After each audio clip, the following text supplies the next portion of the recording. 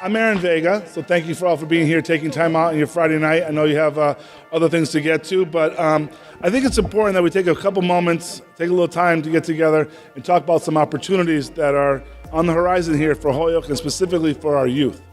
I met Marianne a few months ago, and unfortunately she can't be here tonight, but I met her a few months ago, and she's a very passionate woman who knows what she can do when it comes to improving the opportunities for youth. She's very passionate about building collaborations, and she's very dedicated to making sure that young people have opportunities, specifically in areas like ours where often our youth don't have a lot of opportunities. We are doing a much better job of creating those opportunities, but I think we have a real opportunity here now to sort of build upon what we're doing.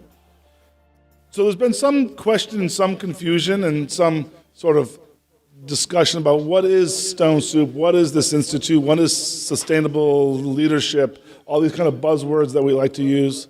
And I'm just going to sort of parse out two elements of it, and then we're going to have our guest speaker actually kind of break it down for us and tell us his experience. But a couple of things I want to make clear, whether you're from the business community here tonight, because you've heard about this idea about job shadowing, which is one of the items I think is really critical that we can build upon from this program, or you're from a youth organization, the work that is happening with Stone Soup is not trying to take anything away from your organization, right? We don't want to, they don't want to take anything away from what you're already doing. We're looking to build upon what you're doing. And the one example I'll say would perhaps be with perhaps it's the Youth Commission, the Youth Task Force work, the Youth Commissioners, or Girls Inc., whether you have built-in youth leadership into your mission and what you do, and you're doing such a great job of that. What Marianne and what Stone Soup can do with this institute and the sustainable teen, young youth leadership is to give them experience perhaps that your organization can't. So again, not to take away, but to add on. And so you may be doing great leadership training with the Youth Commission and Youth Commissioners. Girls Inc.'s doing great work, but imagine if they could be brought out to a retreat for a few weeks on Martha's Vineyard with other youth from across the country, and maybe even a couple of youth from across the world, to collaborate, to share their ideas, and to build upon their own experiences. Something, again, that probably is not in the budget for Girls Inc. or for the Youth Commission. So again, we're looking right now to get 20 youth from Holyoke to move into this program. And we're looking to your organizations, the youth organizations, to nominate these youth. So whether they're coming from your Girls Inc. or your Teen Center at Kandara or with the Youth Commissioners, we're looking to make sure the Boys and Girls Club, the YMCAs, that they have an opportunity to get those youth that are going to benefit from this, take it to the next level, that they have an opportunity for this. And of course, the best part of this all is that's not going to cost us any money. The other part of it, and this again really comes into a lot what we're doing, what we're trying to do with the schools. I want to take a second to thank Stephen Zweig for being here. Stephen, thanks for being here. I know you're busy. Thank you for being here and working on our schools. We're talking a lot about pathways for careers, individualized, or I should say personalized education, because you don't want to say individualized education because it sounds like an IEP. So personalized education, but giving them opportunities beyond the classroom, internships, experiences in the fields that they're interested in. And so the idea of job shadowing becomes really critical. Because I know, even for me now, a few years after high school, I might add, that I look back and say, I wish I had known about these opportunities, other kinds of jobs, right? I never knew there was such a job as city planners. Wouldn't that have been cool to go to school and become a city planner, right? I realize now how interested I am in that. If we have these opportunities for our young people to get these job shadowing experiences, it's going to open up their horizon. And that's so much of what we've been trying to work with our youth, because so many things have happened in Holyoke over the last couple of years, last decade or two, that have created the opportunities for our youth like this, narrowing it down. And we're trying to re-expand it out. And that mentoring, which is so critical, can be developed out of that job shadowing, that perhaps we can actually create these mentorships to have these young people have someone that they can connect to. It might be daily, it might be weekly, it might be monthly, but someone that's a cornerstone, a touchstone for them to come back to, whether they're in the business community, the nonprofit world, someone that they can come back to as a reference to get experience from, to bounce ideas off of, It's such an important thing, and I can say that for me at the state level, the Mass Mentoring Project is a critical thing, one of my main budget priorities, because I've seen the impact that the mentors, say at the Boys and Girls Club, have in our community. So having those mentees and that mentor relationship is so critical. And again, this is something that perhaps Steve and his team at the Holyoke Public Schools just can't take on, because as you probably all know, their plate's pretty full right now. But if they could have somebody else making those relationships, and all we need to do is connect with the principals and the teachers to nominate and get those kids into the pipeline, and there's already a group of business owners, there's already a group of business leaders, there's already a group of people, working professionals that want to be mentors, that want to take kids under there and be job shadows. That's such a great way that we can expand, again, what's happening in the Holyoke Public Schools.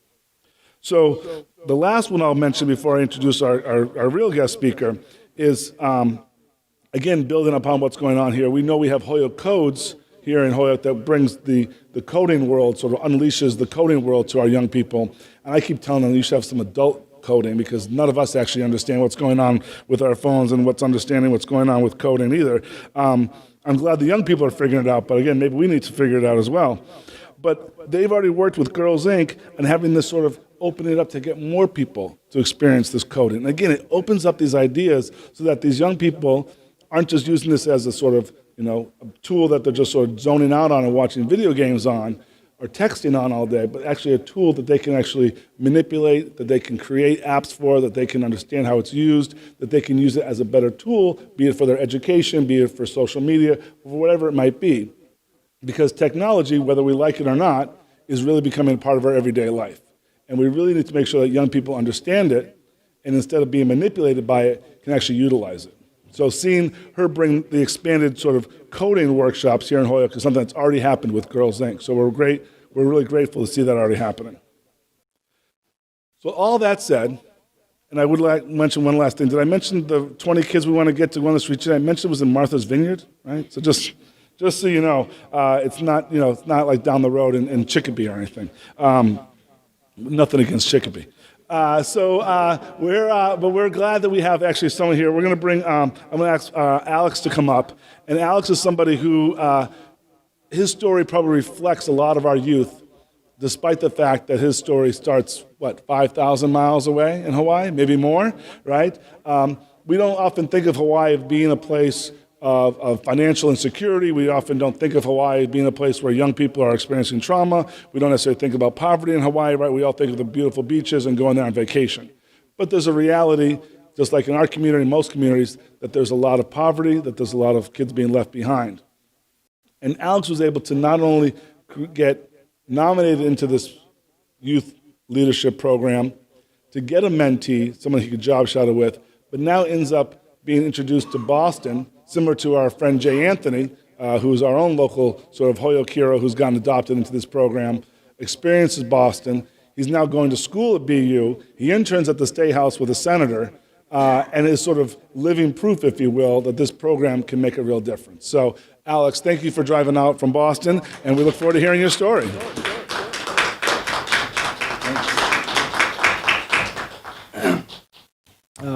Hello, everyone. Thank you all for being here. Thank you, Representative, for that wonderful introduction. As the representative was saying, I'm from Hawaii. I met Marianne when I was 16 years old. My parents immigrated from Mexico to the United States. They came from a poor background. My father used to work on a farm. My mother would clean homes. She would sew dresses. She had to drop out of school when she was in the 5th grade. My father had to drop out of school when he was in the 8th grade. And so they came, like most immigrants, to the United States seeking a better life for themselves and for their children. And lo and behold, they ended up in Hawaii, coincidentally, because there was a Mexican restaurant that opened up. My father had worked with the owner in Los Angeles when they first immigrated to the United States, and then they ended up going to Hawaii, so my father went along with them. And I was born there and ended up going to school there. But in Hawaii, there are many issues similar to issues in the poorer parts of Boston or issues that I've heard of here in Holyoke, where the youth aren't really educated or prepared for the future, to get a job beyond, well, in Hawaii, working at a hotel, cleaning rooms. Not that that is a bad job or anything like that, but sometimes these youth want something more. They want to work as a coder or as a CEO someday. But unfortunately, they don't have the preparation because the education system is lacking. And so then that's where Marianne came in my life. I had other mentors along the way and people that vouched for me and pushed me to do better. But Marianne came in and with her organization, Shyly, and she exposed me to the broader world. I had been to the East Coast once when I was 13 for a school trip, but we had just kind of gone to some places, visited some, touristy spots, but I hadn't really gotten to interact with anyone from the East Coast. And so this program brought me to Martha's Vineyard for a week-long summit where I met other individuals she had worked with in Puerto Rico. One is Josue. He is currently an immigration lawyer in Texas, and another is Cassandra. She's a former model and now is an entrepreneur in New York City, working in fashion. And so I was exposed to these other individuals and other kids from the vineyard, and we shared ideas about our community in Hawaii and their community in Martha's Vineyard. We talked about sustainability, both environmentally, their practices and practices in Hawaii, as well as social sustainability, which is mentoring the youth and connecting them with local business leaders. And so the week-long summit was a great experience, and it allowed me to kind of question what was going on in Hawaii and find different alternatives. After this week-long summit, I stayed in contact with Marianne, and I, from a young age, had always wanted to work in politics, just because I don't know, there's just something about, working for the community and trying to shape our future just always had an appeal to me. And so Marianne paired me with a local representative, the representative of my district, Cindy Evans, and I got to fly out to another city, the capital city of the state of Hawaii, and I got to see how politics really worked firsthand. It was something I had always heard about, and especially people in my community that always talked about politicians in kind of a negative way. They thought that they weren't really representing what they were doing. But when I met Cindy and I talked to her and heard her ideas and what she was working for, a lot of it was just background work, pushing for bills and legislation that would have an impact, maybe not today, but 3 years from now, 4 years from now, which is really what happens, especially when it comes to bills with education. If you pass a law now, when someone's a freshman in high school, you're not going to reap the rewards or see the yields of that law until they graduate from college 8 years later. And so I got to talk with her, and it opened my mind to how politics really works and the good work that they can do, and really the determination that it takes. And so after that single day of talking with her and really solidifying my passion for politics, I went back to Hawaii, went back to my high school.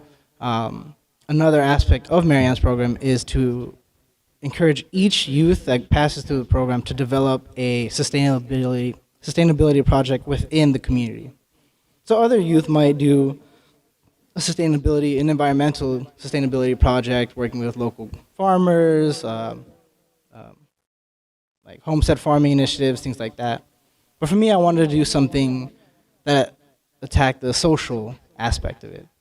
And so I developed a college workshop developed by high school students for other high school students, because there's a very big void in my community in Hawaii of students not going to college, not because they don't necessarily want to, but because they fear applying to college. They think that's not for them. They think, oh, that's for the rich kids, that's for smarter kids. I'm not good enough for that. But they are. And so I started this workshop to work with kids I had gone to high school with myself. And so Marianne was there with me along the way. And another student, actually, who she worked with as well, who's in the program, is a student named Trevor Tanaka. He goes to school in California now. But his sustainability project, was passing a resolution in the state legislature that proposed each school have at least one sustainability class that focus on environmental sustainability, which may seem like a small thing, especially given that it's a resolution. It might not have the teeth that a bill does, but it spoke of his determination and his hopes of someday bringing sustainability to everyone in Hawaii, not just to those who can afford it. But and so Marianne was there and Charlie was there pushing me along the way. And when I applied to college, my mentor Cindy Evans, even though I hadn't seen her all the time, given that she was a very busy politician, having her as a reference point, having her as someone I could lean on and think, hey, I'm going through troubles now. How did you get through this when you were applying to college? How did you cope with these things? Having her there really gave me the confidence to apply to college and and helped keep me determined to apply to college. And that's why I'm here at BU, or I study at BU now, and I'm very happy and thankful that I have that opportunity. And so this program, while as Representative was saying, it doesn't want to take away from any other programs, but it is there to just kind of add on and provide students with something else that maybe these other programs might not, and work together with these other programs. Because the reality is that the kids, these youth, they need help sometimes, and sometimes we as young individuals don't want to speak out about it. But to have someone there and to know that someone is willing to help us, it makes a big difference in lives. And I think that this program can do that for many kids, and I think Holyoke is a great place to work with. And I see many, from what I've learned, I think there are many similarities between this city and the place where I grew up. So I'm thankful that you guys all are willing to have me here, and I look forward to working with you, and for Charlie to working with you as well. So thank you. Thank you.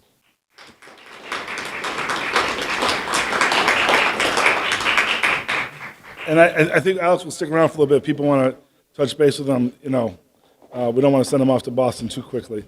Let me just make sure that people have this packet, okay? Because Marianne likes to put some good packets together. But when you get through them, there's some good information there. And so it just takes a moment to read through. But I do want to point out a couple of things.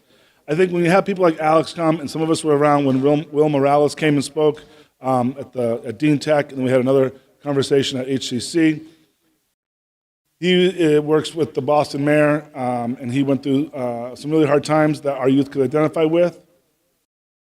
And him being able to share his story, I think, was really powerful. And that's what this is about. And I think what Alex mentioned and what we talked when we heard from Will, and you don't have to be shy around this topic. I think that our youth often don't have people that they can look to that have either gone to college, that are in a sustainable relationship or in a sustainable financial situation or any of those situations. And so having somebody outside their bubble is really helpful.